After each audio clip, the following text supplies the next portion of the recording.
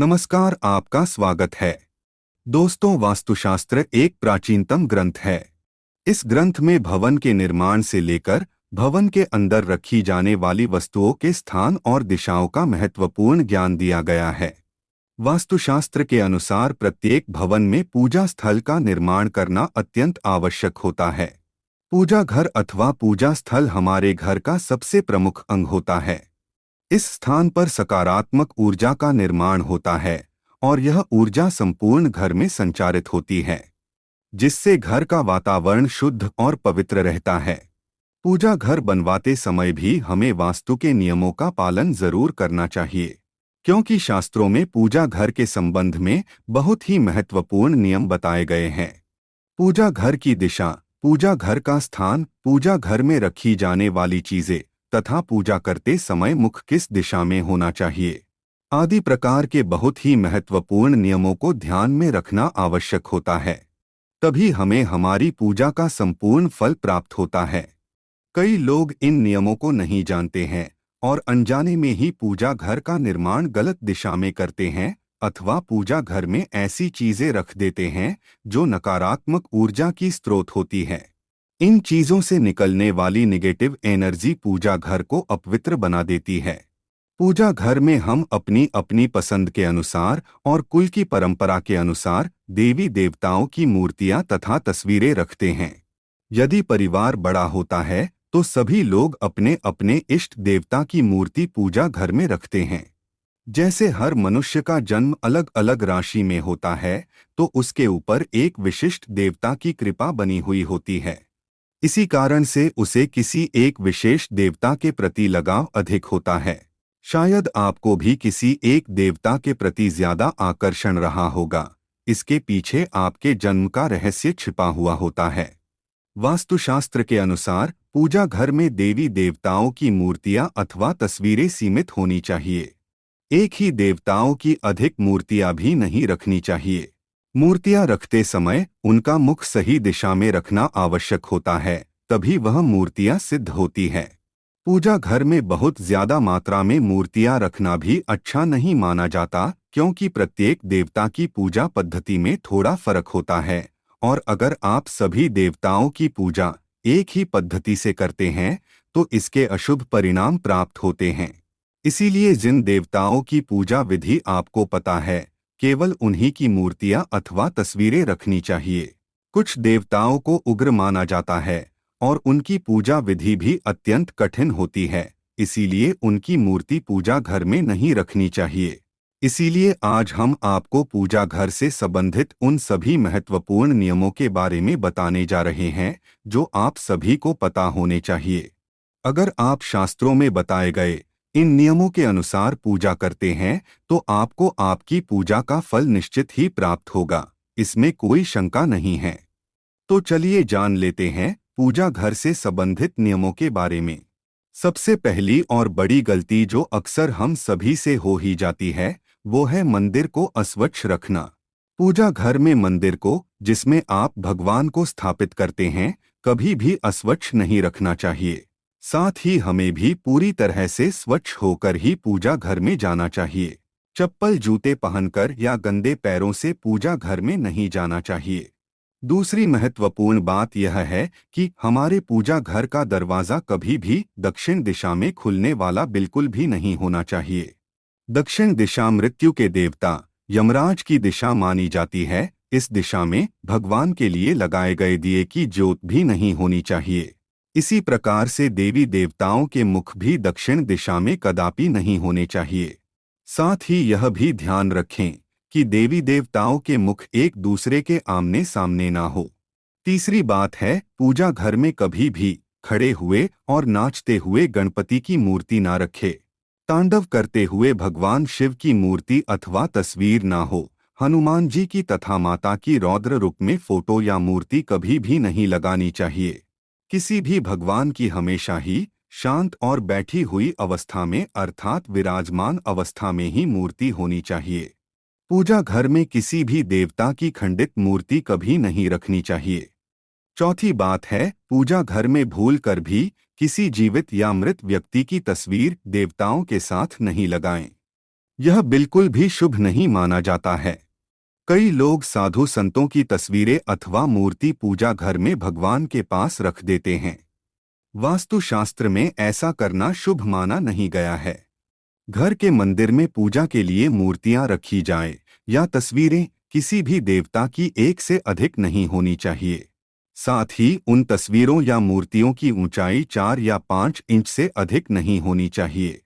जहां तक घर के मंदिर में शिवलिंग रखने का प्रश्न है, तो घर के मंदिर में 2 इंच से बड़ा शिवलिंग नहीं रखना चाहिए। यदि आपको अपने घर के मंदिर में बजरंगबली हनुमान जी की मूर्ति रखनी है, तो बाजार से खरीदकर ऐसी मूर्ति लाइए जो बैठी हुई अवस्था में आशीर्वाद देती हुई हो। घर के मंदिर में रखी जाने वाली देवी देवताओं की मूर्तियां या तस्वीरों के मुख प्रसन्नचित्त होने चाहिए। मंदिर में रखी गई मूर्तियों की बीच में कुछ दूरी अवश्य ही होनी चाहिए। घर के मंदिर में माता काली, भैरव जी और शनि देव जी की मूर्ति रखना वर्जित है। 5वीं बात है, हमारे प्राचीन हिंदू शास्त्रों में 5 देवों की प्रतिमा पूजा बताई गई है।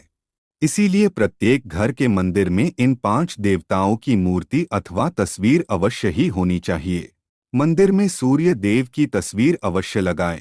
गणेश जी, भगवान विष्णु, मां पार्वती और भगवान शिव, इन 5 देवताओं की पूजा घर में अवश्य होनी चाहिए, तभी वह पूजा घर संपूर्ण होता है। शास्त्रों में यह भी वर्णित है कि पूजा घर में देवी देवताओं की प्रतिमाएं हमारे अंगूठे से बड़ी नहीं होनी चाहिए।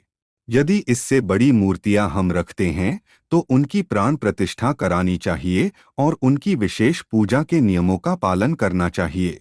ध्यान रहे, पूजा घर में भूल से भी किसी भी देवी देवता की खोखली मूर्ति नहीं रखनी चाहिए।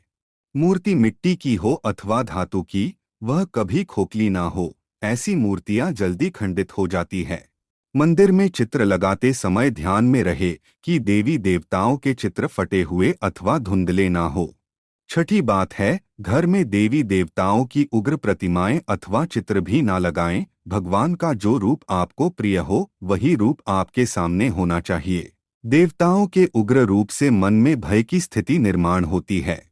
साथ ही घर के छोटे बालक देवताओं के ऐसे उग्र रूप को देखकर भयभीत हो सकते हैं और उनके मन में भगवान के लिए प्रेम कम होने लगता है। इसीलिए पूजा घर में सदैव ही प्रसन्न मुद्रा वाली मूर्ति ही रखनी चाहिए, जिन्हें देखकर मन में प्रेरणा जागृत हो। 7वीं बात है, प्राचीन काल से जो चलन है उसके अनुसार लकड़ी, पत्थर, सोने, चांदी या पीतल जैसी धातुओं की मूर्तियां ही घर में रखनी चाहिए।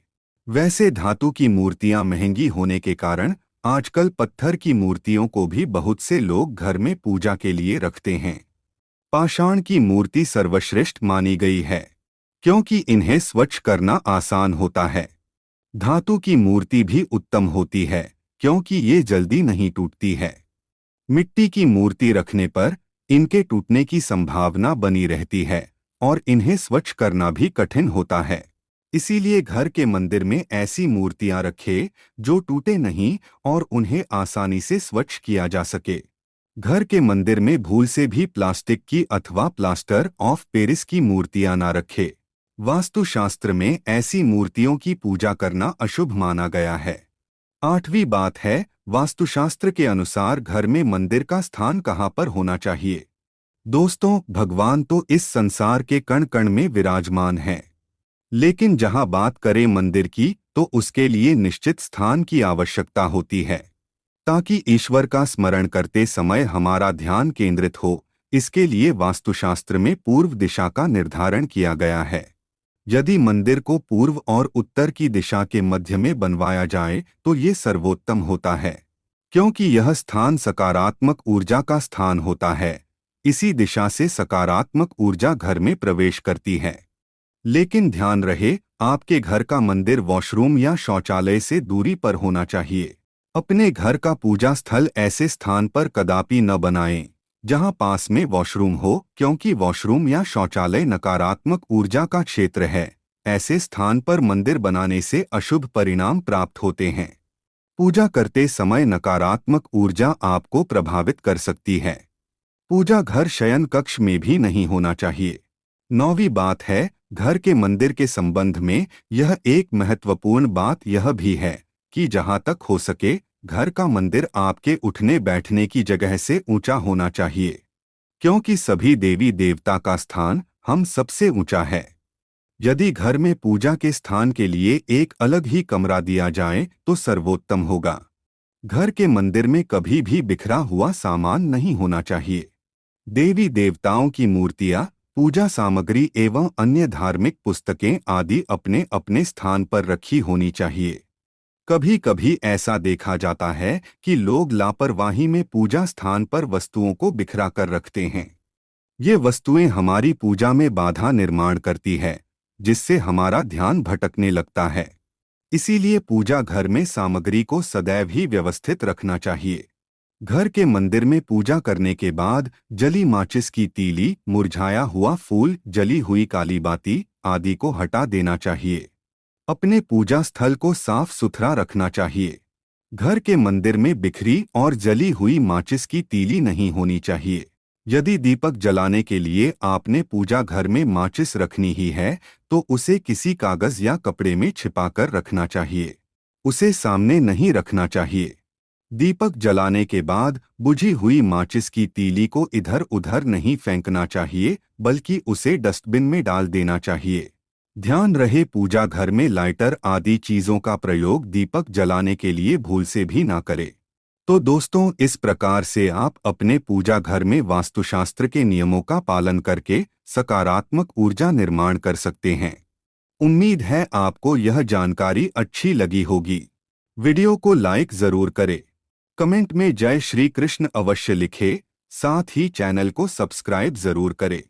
आप सभी का धन्यवाद।